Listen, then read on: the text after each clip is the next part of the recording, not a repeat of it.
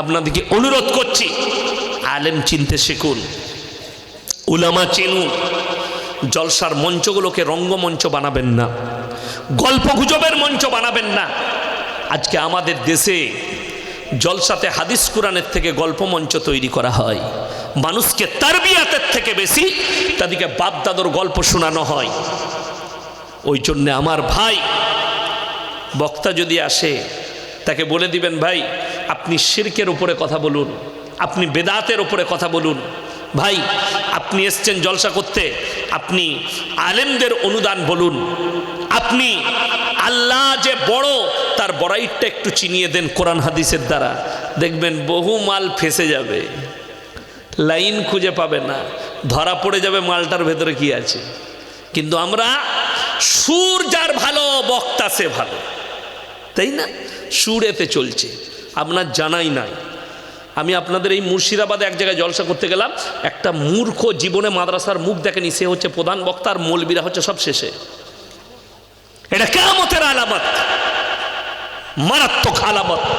যখন মূর্খর কাছ থেকে লোক ইলম নিবে আর আলেমরা বসে থাকবে, আল্লাহ ইলমের থেকে আগে আলেম দিকে তুলে নেবেন।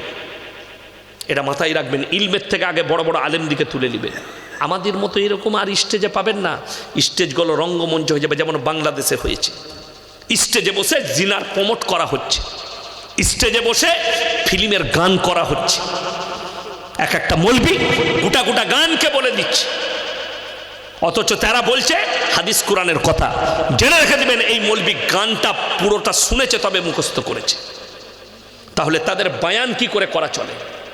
স্টেজে বসে জিনার প্রমোট করছে, বলছে যদি কোনো মেয়েকে তোমার ভালো লাগে, সুন্দর লাগে, পছন্দ হয়, তাকে প্রপোজ করে ফেলো, তাকে বলো আমি তোমাকে ভালোবাসি। এই কথার মানে তো অনেক দাঁড়াবে। রাস্তায় যদি তোমার মাকে আমি দেখতে পাই আর আমার যদি ভালো লাগে, তোমার মাকে আমি আই লাভ ইউ বলে বিয়ের প্রস্তাব দেবো? এটা ইসলাম? ইসলাম হারাম, এটা প্রস্তাবের রাস্তা নয়। ইসলামের শরীয়তে পর নারীর সঙ্গে কথা বলা তো দূরের কথা, তার দিকে তাকানোটাও হারাম। একটা পর নারীকে, সে যুবতী হলেও তার দিকে তাকাতে পাবেন না।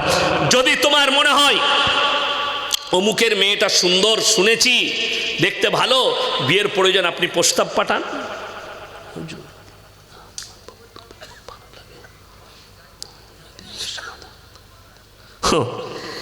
আপনার বক্তব্য খুব ভালো লাগে, নদিয়া মুর্শিদাবাদে কোথায় কোথায় জলসা আছে। ভাই আমার নম্বর নিয়ে ফোন করবেন, আমি এখন বলতে পারবো না, ডায়েরি না দেখে মনে থাকে না।